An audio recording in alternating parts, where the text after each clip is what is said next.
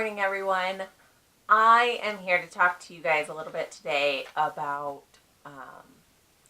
competing and what all that entails.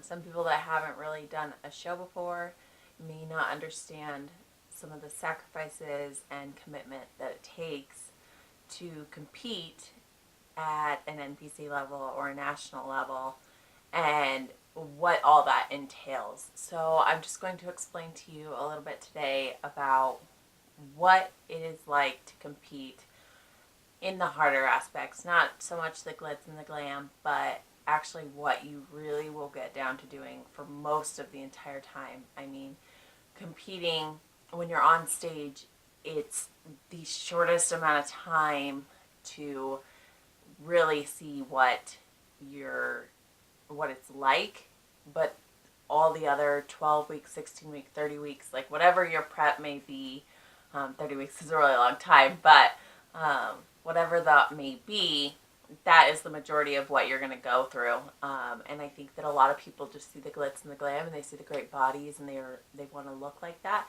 And I don't want to ever discourage anyone from wanting to do that. But there is some things that you're going to have to realize before you decide to step on stage. So I've kind of wrote out a list a little bit here on just some things I want to touch on. And this is my dog. This is Toters. She's going to join us today. She's just going to chill with us. But let's get down to it. So the first part that I want to talk about is coaching. I have a coach. I have helped other people, but I'm not a licensed coach or anything. Oh, are you leaving me? I think she's late. She's going to perch. So I'm going to cut the window. I have a coach, and she helps me with my preps. Even though I may think I know what I'm doing, I don't. I cannot unbiasedly judge my physique based off of how I look. I cannot do that. I will tell myself I could have a cheat meal every other day. So that's just one of the things that I really think that where a coach comes in handy, because they're going to tell you and you don't look good. They're going to tell you, you need to change this, we need to change this about your diet. I can't mentally tell myself, okay, it's time to cut myself completely off of carbs and only get carbs for this meal and this meal and this meal. I can't tell myself how to water deplete. I know what to do, but on myself, when will I know that it's the right time? When you're competing, there's a mental problem that I've run into, is that everyone around you tells you that you look great. But at a certain point, you can see every ounce of fat that may not be that much to everybody else or your coach even. But to you, it is like 20 pounds of fat. So your mental stability, when it comes that close to shows, it really, really, really needs to come down to what a coach is going to tell you to do. Because they're going to know what to do and how to do it in a proper, hopefully healthy form. I have a great coach. Her name is Ashley. Ashley Weens. Thanks for your help. Love you. And she is amazing. She will change my diet at any point that either something's not working, something's making me feel gross or bloated or sick or something. She'll change it. She knows ways around it. She knows what to do when certain things happen.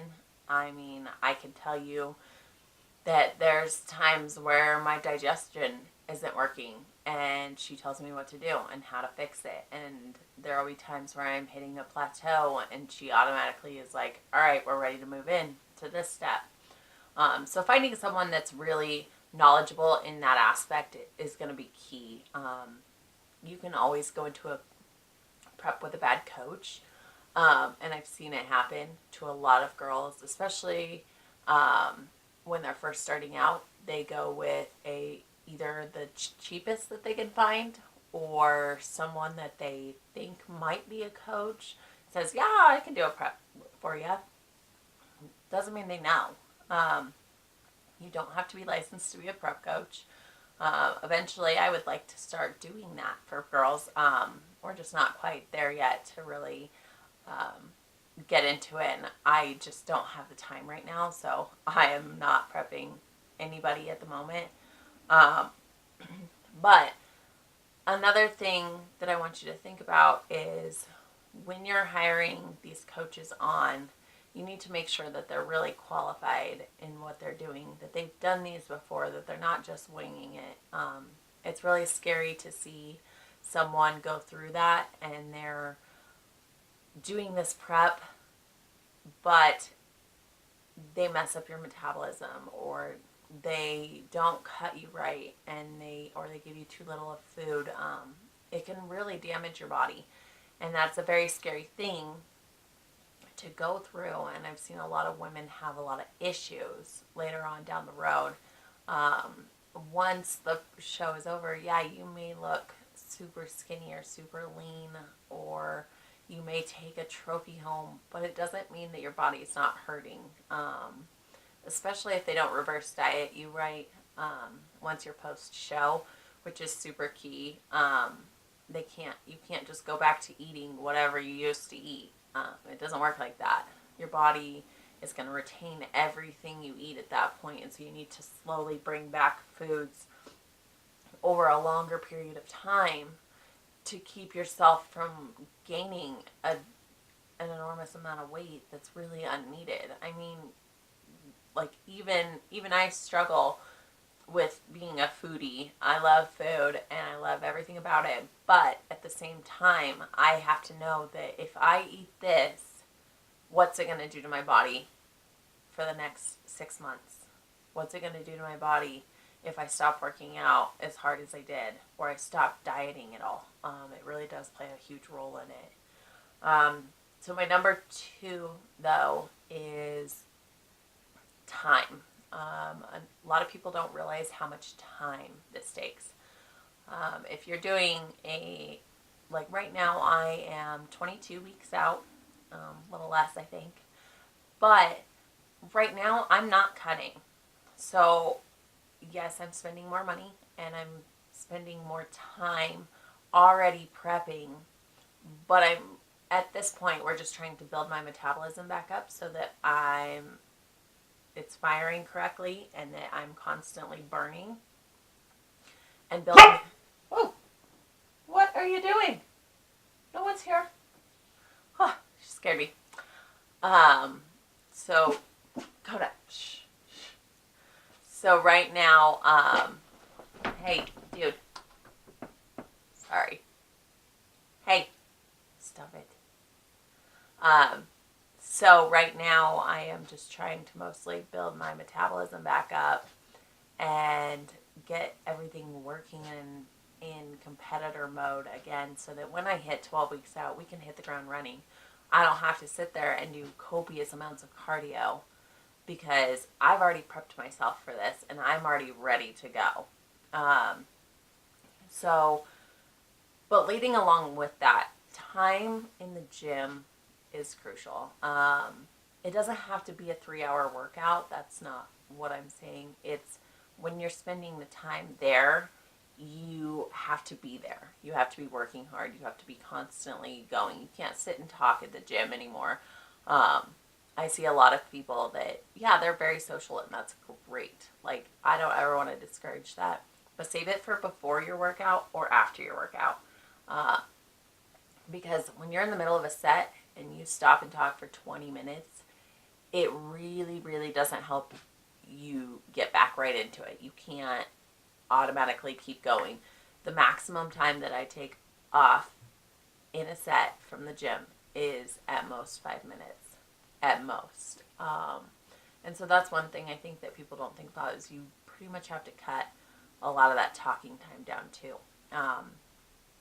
And the time to prep your meals, the time, you have to make the time to go do cardio, you have to make the time to stretch and roll and do everything like that. And I think that people think, oh, I'll just go lift something and then in 6 weeks I'll be on stage. No, you're going to have to put a lot of time into it. Especially like preparing as you get closer to the show, you have to spend time posing. And I mean, I love it. I don't have any problem with it, But when you're also 3 weeks out, at a certain point, you're going to hit, like, I just want to go home and sleep. I just want to crash into my bed. I can't do this. I'm tired. I don't want to.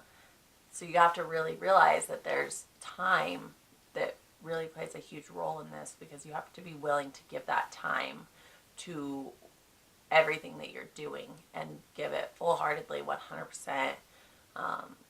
Whether that be your meal prep, your grocery shopping, your workouts, your cardio, your stretching, rolling, abs, whatever.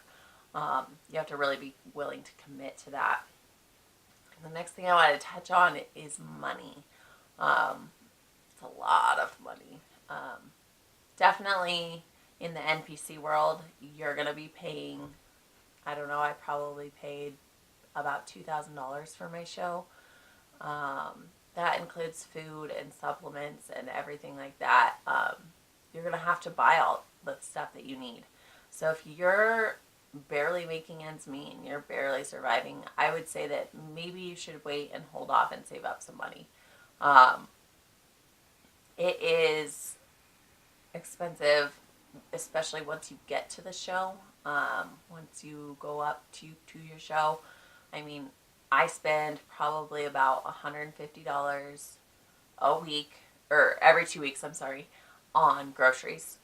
And then, so that's about $300 a month on groceries, just for myself. That's not including my boyfriend, Tyler, and everything else, or like random stuff that I need, like strictly meal prep groceries. I spend about $300 a month. Supplements, when Tyler, I don't know if you know, he works at Complete Nutrition, so I get things a lot cheaper now, but he didn't always. So I used to have to pay for full price for supplements, which a protein tub costs $45 for a 28 servings. I know that's really expensive, but I take a whey isolate, so I don't get to have like just normal cheap protein.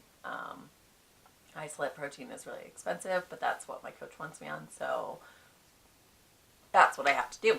And then, you know, you need your fish oils, your multivitamin, your CLA, different things like that. Your pre-workout, if you take it. I take pump products, so I have that all the time. I have beta alanine. I have all kinds of stuff that I really have to buy that help me with my workouts. I mean, do I need pre-workout? No, I probably don't. But I take it because if I'm tired after a full day of work, I'm going to need some energy to go full force into my workout. So I take that. Another thing with the money is you have to buy an NPC card. You have to buy your tan. You have to pay for your hotel. You have to pay for your class fees. If you're entering 3 different classes, if this is your first time, they're usually about $75 a piece. So that's pretty expensive, and it adds up quickly. Not to mention your food and travel up there to wherever your show is. If it's local, that's great. If not, you may have a little bit more problems. And then once you're there, you're going to want to go get Voodoo Donuts. I know that's a huge thing in Denver. We always go to Voodoo Donuts, and we go get donuts after the show. Those donuts are expensive. Going out to eat is expensive. When you're done, going to lunch in between shows. I mean, mine was a burger patty, but nonetheless, it still adds up. So you really have to be prepared to pay for it. And that's what sucks, is sometimes you can't control how much you make. But that is the reality of when you compete. I know at a national level, shows are in the 300 plus range for an entry fee, plus a tan, plus the hotel, plus the travel to get up there. And wherever you're staying, I mean, unless you're staying with family or friends, it gets expensive. And so that's just something that you really gotta be prepared for. And then the next thing I want to talk about is mental stability. When you are competing, you have to make sure, first off, before you even start, that you're mentally able to do this. It is a whirlwind of emotions. You will be mean and grumpy for 1 minute and then happy the next, the second you get carbs in you. So it definitely plays a huge role in your lifestyle and your relationships. You have to make sure that you're not pushing away everyone that's trying to cheer you on. I know that I struggle with that, and but ultimately, you're the one competing. You chose to do this, so don't push away those loved ones that are really there for you. Um, but you have to mentally tell yourself, no, I'm not going to eat that. I'm on prep. Or no, I'm not going to be guilt tripped into going out. And it's definitely, it really, really puts your dedication to the test. I definitely have missed out on a lot of things or didn't go to things because people were having stuff where didn't think I could resist the urge to eat some chips or eat some candy. So I didn't go. I work in an office and everybody brings donuts all the time. In the summertime, everybody goes over and gets donuts. And it gets hard, like, because they're just sitting in the break room. When I go in to refill my water for the 7th time of the day, there's donuts sitting there. And at a certain point, when you're hungry and you're stressed out or whatever, you're going to want those. And you're going to have to be able to tell yourself no. Or when you're laying in bed and you're like, God, I just really wish I had some ice cream. You have to tell yourself, no, I'm not going to eat that because it's not going to be good for me. And it's going to show. Everything that you put in your mouth is going to reflect on stage. So if you're putting shit in your mouth, then what are you doing for yourself? You're wasting your time, you're wasting your money, you're wasting everything, all your dedication, all your hard work for a little bit of happiness. Let me tell you, that happiness is short-lived. It really is. I mean, when I got super close to my show, I had a jar, it was almost empty, of peanut butter. So I was having a very bad day and I took some and I ate it and I came home and I started crying. And the next day I had to throw it away because I ate peanut butter. Is that the worst thing I could have eaten? No. But at the same time, it wasn't on my diet at the time. So when you're competing, you really got to be able to tell yourself no on a lot of things. And so that mental stability really has to be there. You really have to be sure of your decision of competing and really want it to happen. The next is your physical ability to compete. I know plenty of competitors who have disabilities or that have issues with certain parts of their body, that they have torn hamstrings or they have strained ligaments and joints and excuse me, but they can push past those, and that's fine. That's great that you can push past them. But if you can't, at a certain point, there needs to be something where if you have just broken your leg, you're probably not going to be able to compete right now. Competing may not be the best situation for you because you're not going to be fully able to do the things you need to do, whether that be in bodybuilding, physique, bikini, figure, any of those. Like, it's not going to be something that's super easy for anyone to do with broken bones or a, broken back or a torn pec muscle. It's definitely something that competing may not be the time for you. And it may need to be pushed down the road. It doesn't mean to stop your fitness journey, and it isn't to discourage you from competing. It just means you won't be able to fully commit to it. And number 6 is your support system. So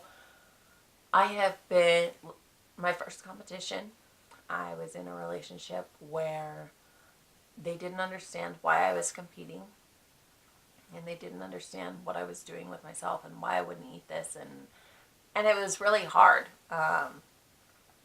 to be in a relationship like that, especially when it's something you really want to do. But the main thing is that you have people there around you telling you, yeah, you can do this. You're going to be great. This is going to be awesome. Um, and so I just really want to make sure that all of you have that when you do compete, that you do have people standing in your corner. It's super important for when you get closer and your mental stability is kind of lacking in some ways, and you're feeling very discouraged and it's very hard for you to think that you're doing good or that you're going to win or that you're going to do well. I mean, it's hard. It really is. On this last show that I did, my boyfriend was my biggest support system. He would tell me how it is. He would tell me if I'm being mean. He would tell me that I look great. And he was constantly there to support me. And even on show day, he was the loudest person in the audience. All I heard was him and my coach. So, I mean, if no one's there to support you, that doesn't mean you can't do a show. But it means that you just may have to take some time from those people and just either tell them, you better get on board or get out because I'm doing this and I want to do this, and be there to support me. So, that's super important. Number 7 is your diet. You may think that a cheat meal is fine when your coach hasn't told you you can have one. You may think that having this donut or having this piece of candy is going to be okay because it's small or it's bite-sized or you're only eating half. It's not. If it's not on your diet and it's not, I mean, if you don't count it into your macros, it's definitely something that you could really ruin your chances of doing well at your show. I've seen a lot of people tell me that they've had a cheat meal when their coach told them they weren't supposed to, which is stupid. You're paying your coach for this key bit of information, and then you go and do exactly what they tell you not to do. So, following your diet, following your workout plan is super, super important. Also, leading into that, your gym time. Your gym time is your time. So that means you're going to have to stop talking to people. You're going to have to tell people, I can't talk right now. I have to finish. And then be like, I'll talk to you after. That's one thing that I've had to really learn how to do, is because I don't ever want to be rude to people or have them feel like I don't care what they have to tell me. But in that moment, it's not as important as your workout. And so tell them you'll talk to them after. It's just really one of those things that you really have to commit to. And then leading into that is sacrifices. Sorry, I'm chewing on a cough drop. I don't know if you can see it. Chewing into... Goodness. Leading into sacrifices, you really have to make some sacrifices when you're competing. It's a lot of fun, and it's totally worth it at the end of your however long prep, but I'm trying to put it in my side of my mouth. Anyway, it's really a big sacrifice. You're going to have to tell people you can't go out with them, and that's okay. But at the same time, I know it sucks. I know it is not fun taking your Tupperware to your dinner party. But if that means that that's going to get you a first place trophy, or that means you're going to supersede your goal and you're going to accomplish something, then that's what it has to be. If it means you can't go out to wine night with your friends or your girlfriends or have a movie night, that's okay. Opportunities will come around again. And so it's just one of those things that you really have to decide if this is right for you. But there's also the most amazing parts of competing. I'm addicted, and I never thought I would be again. After my first show, I didn't do well. I placed dead last, and it sucked, and I took 3 years off of it. And so I didn't compete. And then one day I just said, you know what? I want to know what it's like to fully full-heartedly go into this. And so I found my amazing coach, and I did it, and I came out with 2 first-place trophies because of it. So when I tell you all these things, it's not because I went into this 100% first time go around full-heartedly. The first time I competed, I took dead last because I didn't follow these things. And I just really don't ever want to see people go through that. It's really hard for people to realize that this is something that really has to be done, and that it has to be done a certain way. So I don't ever want to discourage anyone from competing, but I just want to be real with everyone and tell them exactly what they're getting into when they're doing this. So I hope you enjoyed this, and I hope this helps you. Instagram message me, Twitter me, Facebook me, whatever. If you have any questions, write in the comments. If you have any questions on competing that weren't talked about in this, and I would love to help you out, and I would love to be there and be a part of your support system, because I support anybody that is willing to push themselves and put themselves out there like competing does. But I will talk to you guys all later, and I hope you enjoyed. Like and subscribe if you like this video. Bye.